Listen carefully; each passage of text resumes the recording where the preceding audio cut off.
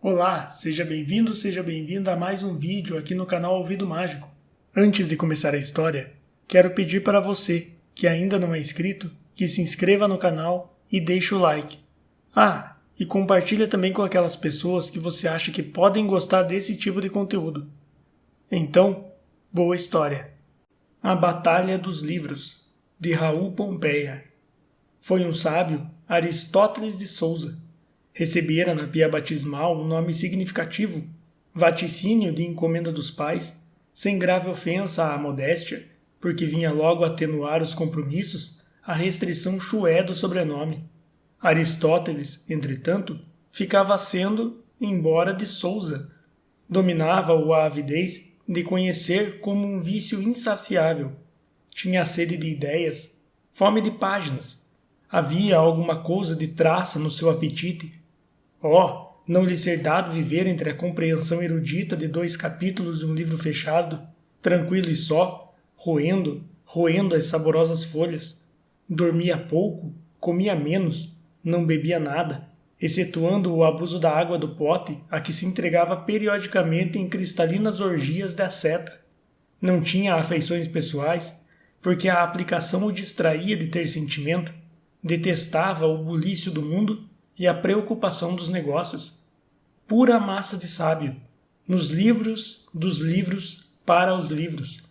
Muito rico, confiara a direção inteira dos seus interesses a um raro procurador honrado e alto no platô das paineiras, sobre os rumores da cidade e sobre as intrigas dos homens.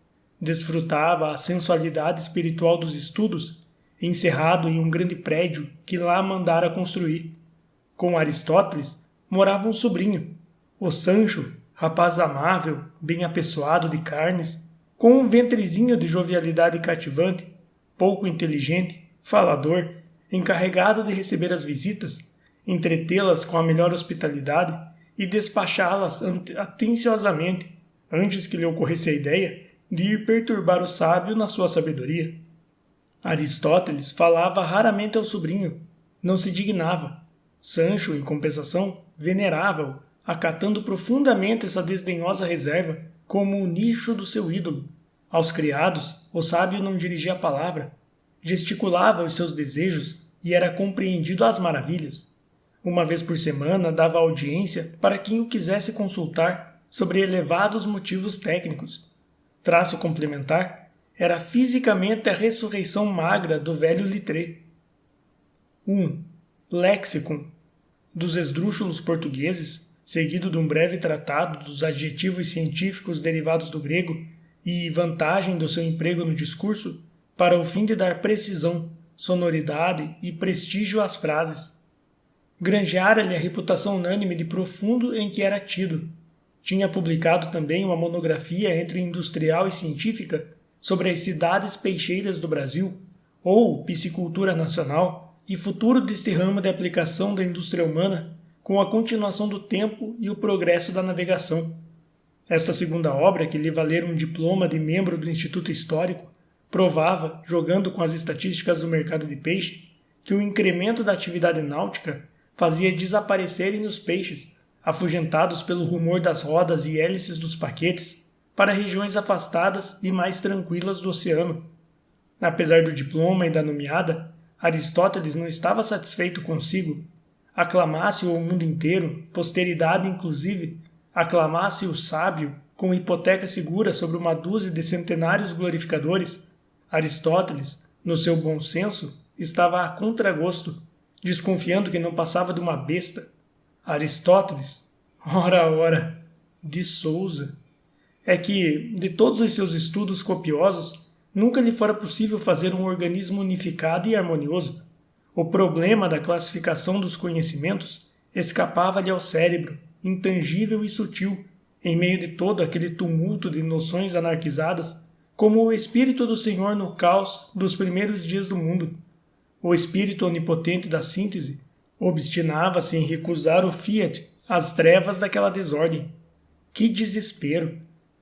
Ter consciência de que sabia, de que lhe haviam entrado de enfiada no cérebro os conhecimentos matemáticos, linguísticos, históricos, geográficos, astronômicos, e a física, e a química, e a história natural, desde a investigação microscópica até ao reconhecimento hábil e prático dos mais difíceis espécimes dos três remos da natureza, conhecer descritivamente todas as filosofias, desde Aristóteles, o outro, até Aristóteles, ele mesmo, ter meditado uma por uma as crenças e as religiões de todos os tempos e lugares, sem falar de uma leitura completa e impossível de todas as literaturas em original, desde os poemas da neve escandinava até os poemas do sol do Himalaia.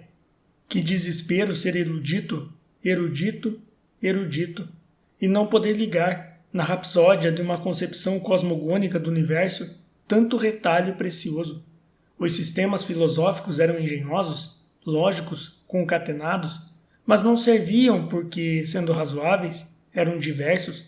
O que é múltiplo em opinião não é verdadeiro. A luz é uma só e indiscutível. Aristóteles tinha por falsos todos os princípios debatidos, e, como a filosofia é uma polêmica, lá ia ele atordoado por entre as escolas como um bêbado.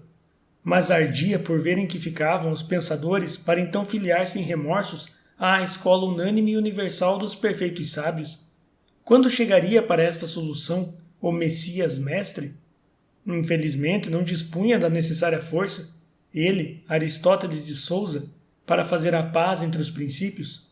Só havia talvez resignar-se a morrer, dolorosa contingência, sem conhecer o advento bendito da luz indiscutível e única. Para compensar a tristeza da decepção, Aristóteles atirava-se aos livros com redobrada fúria, tentando embriagar-se com a contemplação dos fatos isolados. O cenáculo dos seus excessos de erudito esfaimado era o templo. Templo chamava Aristóteles à biblioteca, situada no centro da casa. Estava-se aí em um retiro de completo sossego. A luz penetrava verticalmente por uma clarabóia de vidros foscos e se dispersava, silenciosa e igual, descendo pelo lombo colorido dos volumes ao soalho tapetado, onde caía maciamente como receando perturbar a paz absoluta do interior. A sala era hexagonal, de uma arquitetura graciosa e opulenta. 6 estantes uniformes de madeira lavrada e fosca encobriam as paredes e cercavam o local, tocando os frisos do teto com os emblemas do estudo que as adornavam, globos terrestres, teodolitos, lunetas, tinteiros, troféus de pena e réguas artisticamente arranjados, panóplias completas dos combates do espírito, sobre alfarrábios amarrotados de páginas enormes, tudo primorosamente talhado em carvalho. 2 portas comunicavam a biblioteca com os outros aposentos da casa. Sobre as portas desabavam amplos reposteiros da cor da madeira das estantes. A cada um dos 6 ângulos, formados pelo encosto das estantes, havia uma estátua. 4 destas pequenas, ladeando as portas. Dom Quixote, de ponto em branco magríssimo, sentado, espada de cavaleiro à cinta, heróico, cravando na encadernação inofensiva dos livros do lado oposto o desafio do olhar nobre e triste de vingador de agravos. Ramileto, de pé, um gracioso descanso sobre um quadril, em traje ligeiro, de jovem fidalgo, deixando ver até a coxa as longas meias do tempo, a mão esquerda sobre a espada, a direita fechada à altura do queixo, em gesto de fervorosa contenção meditativa. Pela colocação da estátua, o olhar do príncipe sombrio ia direito às faces cavadas e aos longos bigodes desanimados de Dom Quixote. Fausto, o pobre filósofo, preocupado simultaneamente pela decepção espiritual e pelo amor intenso à vida, simbolizado em Margarida.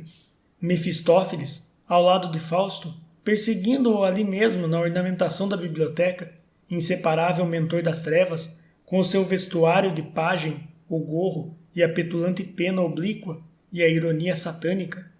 As 2 outras estátuas eram colossais, Aristóteles e Shakespeare. As 4 primeiras descansavam sobre colunas de ferro negro, as 2 últimas sobre peanhas quadrangulares de madeira pintada de branco, todas de bronze. A de Aristóteles envolvia-se nas dobras simples e majestosas de um manto grego. Shakespeare trajava, segundo uma gravura muito conhecida que o representa, perante a corte de Inglaterra. O cone luminoso baixando da clarabóia chegava em toda a luz aos nomes gravados nas peanhas. O corpo das figuras desenhava-se num crepúsculo que escurecia gradualmente para o teto. A fronte delas mal se distinguia no círculo de sombra que rodeava a claraboia. Em meio dessa sombra, como dentro de uma nuvem, percebiam-se confusamente rostos que olhavam para baixo, fixamente, retratos de homens ilustres, obra rara de arte pintados no teto sobre medalhões apensos às volutas do estuque, frondosamente distribuído para todos os lados, em torno do foco luminoso da claraboia. No centro da sala, achava-se uma grande mesa cercada de divãs. Aí se entregava Aristóteles aos seus furores de aplicação. Como ele sabia o estudo, aí, na calma do isolamento, não ouvindo sequer o murmúrio farfalhado das árvores da serra, na íntima convivência dos livros, aspirando o cheiro das encardenações novas, ou a sagrada emanação dos infólios, perfume dos séculos, como era agradável passar as horas absorto com as suas obras prediletas, ferozmente excitado pela febre de conhecer, ou por desenfado reclinar-se em um divã e permutar olhares de inteligência com os rostos vivos do teto, Dante, Petrarca, Molière, Klopstock, Cervantes, Byron, Gutenberg, Kepler, Beethoven, Miguel Ângelo, Kant, César, Sócrates, La Fontaine, Ariosto, Hegel, Descartes, Darwin, Leon X, Spencer, 100 figurões do espírito com os quais privavam nosso sábio. Que nobre entusiasmo lhe produziam então as estátuas, como se entendiam bem Aristóteles e aqueles homens de bronze que representavam a imortalidade do gênio e das obras geniais. Em êxtase de vaidade, mirando as esculturas, o sábio chegava a sentir-se digno também de uma transfiguração. Encontrava mesmo em si alguma coisa que o aproximava da natureza daquelas estátuas. O destino de um sábio é acabar estátua, tarde ou cedo. No meio daquelas figuras, Aristóteles sentia-se um pouco um monumento, como elas. Uma dormência estranha tomava-lhe as pernas, beriberi da glória, e ele sentia-se já metade bronze, bronze até a cintura, como aquele personagem das 1001 Noites. De súbito caía em si. Como pensar em estátua, um pobre diabo que não chegara a consolidar em um sistema os próprios conhecimentos, o triste sábio dos retalhos, avesso à síntese? Assaltavam-no assim, inopinadamente, dolorosos momentos de desânimo, no meio das preocupações do estudo. Ele queria escapar à obsessão. Lã estava à síntese impassível, a rir sarcasticamente no Mefistófeles de bronze, a rir para ele, o espírito da classificação, como a zombaria da própria inépcia, fechando-lhe a estrada das aspirações. Por mais que tentasse, não foi possível a Aristóteles de Souza dominar a preocupação enferma. A grande obra estava por fazer. Ele sentiu-se arrastado a cometê-la. Estava perdido, galgara a Babel do saber e a ciência à altura incalculável dos problemas, talhados a pique como precipícios, produzia vertigens tais ao seu espírito que lhe fora preciso cerrar os olhos ao pensamento para escapar ao desastre. Bem o tentou, mas não foi possível. A ideia fixa escravizou-o.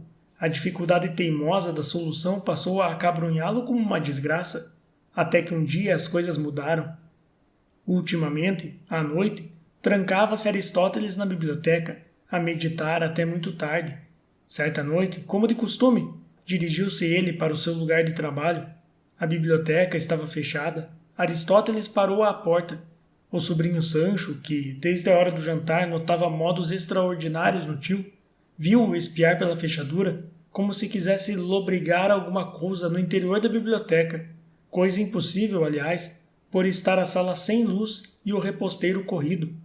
Convencendo-se de que nada poderia ver, o sábio colou o ouvido ao orifício da fechadura. Esta nova observação não foi infrutífera, porque Aristóteles ali ficou um tempo imenso, curvado, dobrado, com as mãos nos joelhos, imóvel naquela auscultação absurda, como na observação tenaz do mais interessante fenômeno. Vendo que se fazia tarde, incomodado pela insistência do sábio, o sobrinho acercou-se dele e, receoso de causar desagrado, perguntou muito docemente: "Não deseja descansar, meu tio? Já é tarde." O velho não ouviu. Sancho repetiu o convite. Como se lhe disparasse dentro uma mola elétrica, Aristóteles impertigou-se bruscamente contra o sobrinho, e rijo, teso, imperioso, formidável, apontou com a mão magra para a saída da antessala, onde se achavam rangendo entre dentes, com a voz surda e as sílabas trincadas. Retira-te! Meio amedrontado, meio compadecido, o moço afastou-se. Tinha certeza de que o tio era vítima de um desarranjo cerebral. Conservou-se à distância, observando-lhe a atitude. Quase ao romper do dia, Sancho ouviu retirar-se da porta da biblioteca, passar em silêncio como um espectro e recolher-se vagarosamente ao dormitório. No dia seguinte, um respeitável médico, chamado às paineiras por Sancho, observou a repetição do estranho fato e constatou-se a loucura do sábio. Tanto esforço mental, explicou o facultativo com proficiência. E um ano passou. A loucura de Aristóteles, traduzindo-se por uma inofensiva mania, não tornara necessária a mudança do enfermo para um hospício. Limitava-se o velho a passar os dias embrutecido em um idiotismo inerte, contristador, desenvolvendo a ação da sua vontade unicamente para impedir, por meio de uma proibição assombrosa e enérgica, que se abrissem as portas da biblioteca. À noite, invariavelmente, postava-se junto da porta do templo e levava horas e horas imóvel, estático, manifestando na fisionomia o gozo de um prazer imenso. Conformados com a desgraça, o sobrinho de Aristóteles e os amigos adotaram o estado patológico do sábio como uma simples metamorfose das esquisitices do velho, e não viram, afinal, diferença nenhuma entre a nova mania de escutar à noite o silêncio da biblioteca e a antiga avidez maníaca de ciência e literatura, 2 capítulos coerentes da história vulgar de um sábio. Em compensação, que profundíssimo desdém lhes votava Aristóteles. Espíritos rudes e escuros, não lhes era dado sequer desconfiar em que vertiginosas alturas andavam os condores do seu pensamento, e certo não valia a pena comunicar-lhes as grandes coisas que lhe vibravam ao ouvido, nas preciosas horas contemplativas. Aristóteles sentia-se engrandecer. Um clarão novo convulsionava-lhe o cérebro como uma batalha de relâmpagos. Rebentava uma florescência de estrelas na escuridão caótica das suas ideias. Venturosa primavera de irradiações. Era ele o predestinado. Narrava a Bíblia o conflito meteórico dos átomos conflagrados antes da gênese divina da ordem. Aristóteles sentia fabulosas as dimensões do seu crânio, dispersos, odiando-se mutuamente, cercados de uma escuridão compacta, flutuavam-lhe as ideias adquiridas nos longos labores do estudo, rebeldes a qualquer tentativa de harmonização filosófica. Repentinamente toda essa escuridão se crivava de astros cada vez mais numerosos e mais brilhantes. As células educadas do seu cérebro, outrora inimigas, sorriam umas às outras com a chegada da luz. Havia um ano essa tendência simpática progredia em intensidade no seu espírito. Devia ser ele, Aristóteles de Souza, o pregoeiro bendito da paz universal do pensamento. Era impossível que depois de tanta exacerbação mental não lhe saltasse da cabeça a Minerva armada e invencível da sabedoria única e evidente. Por isso ouvia no templo aquela epopeia de rumores, cada noite mais assombrosa e mais vasta. Maravilha! Os livros que Aristóteles descera das estantes para os estudos preparatórios da confecção de um fabuloso dicionário dos conhecimentos humanos e dispersara em desordem, cobrindo o tapete da biblioteca, subindo 2 palmos pelo pedestal das estátuas, todo esse mundo de volumes, abriam as páginas como mandíbulas e vociferavam. Aristóteles escutava extasiado o concerto estupendo das vozes. Clamavam as filosofias, clamavam os apostolados da crença, estertoravam os mártires, cadenciando o vozear desordenado das opiniões ardentes.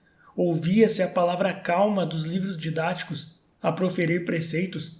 Os geógrafos narravam viagens, os astrônomos revelavam descobertas. Prestando bastante atenção, percebia-se o desmoronar longínquo dos impérios. De momento a momento, uma página repetia as palavras de Baltazar. Ouvia-se caírem os dias e os acontecimentos como as folhas das árvores. Era o rumor da história. A primeira noite, Aristóteles de Souza fora impressionado por um ligeiro barulho. Encostando o ouvido à fechadura, Pareceu-lhe sentir um tropel desordenado de ratos, folgando na biblioteca em trevas. Continuando a escutar, o rumor avolumou-se como o brado crescente de um trovão nos espaços. Cresceu e transformou-se, ganhou modulações, ramificou-se em tumultos parciais, confundidos por fim em uma erupção incalculável de clamores, como se uma batalha estanha se empenhasse entre os capítulos e as doutrinas. Aristóteles gozava, exultando, a inaudita impressão daquela sinfonia de vulcões, a contorcer para todos os lados os tentáculos da lava rugidora e espantando o universo com o bramir anárquico das crateras. Sobre o turbilhão das ciências, dos princípios, das opiniões e dos fatos, reinava a soberania das artes. Pareciam estranhas à tempestade inferior. As obras de arte exalavam harmonias arrebatadoras, dominando às vezes a peleja colossal dos fatos e das doutrinas. Inteira bonança lá em cima. As estrofes serenas pairavam na altura, como garças sobre o oceano revolto. Às vezes um artista descia, destacando-se da suprema placidez. Então baixava como um arcanjo vingador, esgrimindo um estardalhaço de raios, e reerguia-se à eminência, deixando a desolação no torvelinho das opiniões, das tiranias ou das vergonhas. Esta contemplação estupenda acabrunhava Aristóteles. Não era impunemente que ele fruía esta audição de assombros. Cada vez que saboreava o seu estranho deleite, uma prostração mais pesada obrigava a procurar o leito, mas entregava-se a acessos de furor, se alguém tentava dissuadi-lo da fatigante penitência que se impusera. Um belo dia, a debilidade não permitiu mais que ele se fosse postar no seu observatório do costume. O velho sábio implorou com lágrimas de desespero que o carregassem até a porta do templo. Arranjaram-lhe aí uma cadeira confortável, e Aristóteles, ainda uma vez, pôde chegar até o seu querido posto de observação. Entretanto, o sobrinho, um médico e alguns amigos presentes não viram mais acender-se o olhar do sábio como nas noites de entusiasmo. Ele colou o ouvido à fechadura, mas uma expressão dolorida de desapontamento foi o único rito que lhe agitou a face. Voltou para a cama mais abatido do que nunca, com o olhar fixo e morto, os lábios entreabertos e os membros abandonados em uma contristadora flacidez. Passou ele o dia seguinte. Embalde lhe foram proporcionando excitantes. Aristóteles parecia extinguir-se de uma vez irremissivelmente. À noite, levaram-no carregado até a porta da biblioteca. Este recurso extremo foi sem resultado. O templo, dias antes, povoado pelo rumor incrível da Batalha dos Livros, estava silencioso agora. Tristíssimo silêncio. Ah! Exclamou Aristóteles em um hausto de agonia, agitando a cabeça que lhe tombava em abandono para o peito. Nada mais ouço. Nada, nada mais. A voz fraquíssima saía como soluços. Poucos momentos depois, ali mesmo na cadeira, expirou, abraçado com o sobrinho que o cobria de lágrimas. Expirou, coitado, quando provavelmente ia resolver o grande problema da paz das escolas, porque não era crível que, de tão luminosa febre cerebral, não explodisse a verdade decisiva, mediadora eficaz do conflito dos espíritos. Quando, depois das cerimônias fúnebres, abriram-se as portas da biblioteca, que por mais de um ano jazera trancada, encontraram-se os livros em miserável estado. Uma turma diligente de ratos devastara a livraria. Meia dúzia de volumes, se tanto, haviam escapado à assanha dos roedores. Pobre Aristóteles, não lhe sobreviveram os queridos livros. Lá estavam esparsos, fragmentados, pulverizados, desfeitos, os seus companheiros de 50 anos de trabalho. Lá estavam os seus problemas aos pedaços, as suas teorias, feitas poeira de papel ruído. Lá estavam aos montes, conspurcados e miserandos, os destroços do vigor cerebral dos homens e da sabedoria dos séculos. Sobre aquela devastação erguiam-se inalteráveis as estátuas, com a mesma expressão que lhes dera o escultor à face de bronze. Hamleto, tenebroso e irônico. Fausto, meditativo e preocupado. Dom Quixote a fitar bravamente as estantes vazias. Mefistófeles, de riso cruel. e as figuras colossais do filósofo e do poeta, com a fronte perdida no escuro do alto, em meio da ramagem florestal do estuque e dos retratos admiráveis de grandes homens.